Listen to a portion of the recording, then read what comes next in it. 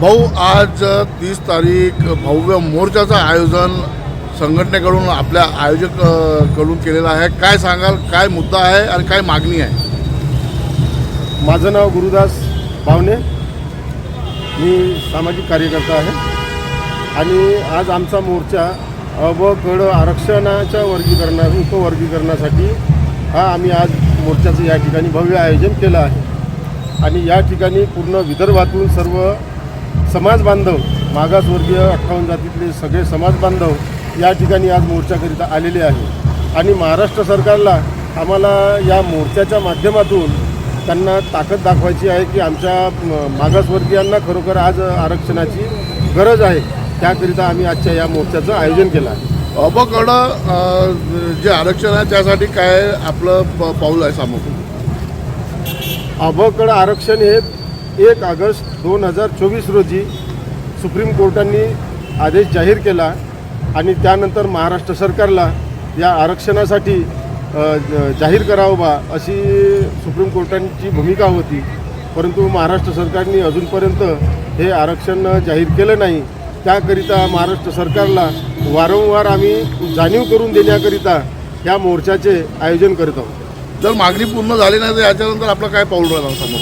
मागणी आमची जरूर मुख्यमंत्री साहेब पूर्ण करण अशी आम्हाला 100% खात्री आहे. आणि जर यावेळेस सुद्धा मागणी पूर्ण झाली नाही तर भव्य दिव्य ताकदीने पूर्ण महाराष्ट्रातील मातंग समाज आणि गारुडी समाज, भटक्या जाती, चर्मकार समाज, भोल्लार समाज, खाटीक समाज, भंगी समाज हा सगळा एक आक्रोशाने सर्व लोक येऊन ह्या पुन्हा मोर्चाला या ठिकाणी सुरुवात होईल.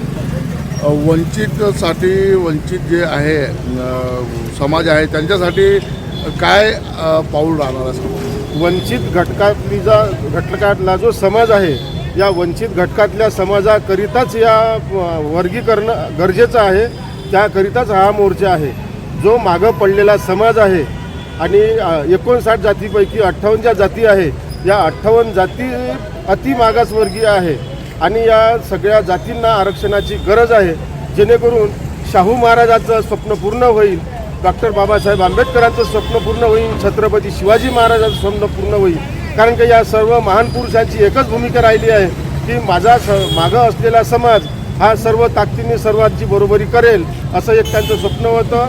या भारतीय संविधानाच्या माध्यमातून आज हे मला या ठिकाणी सांगावंसं वाटते का भारतीय संविधानाची प्रत घेऊन आपण सर्वांनी बौद्ध समाजाने सुद्धा या मातंग समाजाला किंवा मागं असलेल्या सर्व समाजाला सहजपणे एक मित्र समाज म्हणून त्यांनी चांगली सपोर्टाची भूमिका घ्यावं व मातंग समाज इतर समाजाला आरक्षण जाहीर करावं असं मी आपणाद्वारे महाराष्ट्र सरकारला सांगू इच्छितो. यशवंत स्टेडियममधून हा मोर्चा निघालेला आहे संविधान चौकापर्यंत. काय तिथं भूमिका असेल? यशवंत स्टेडियममधून हा मोर्चा निघाला आहे आणि हा मोर्चा आमच्या संविधान चौकामध्ये आता पोहोचणार आहे.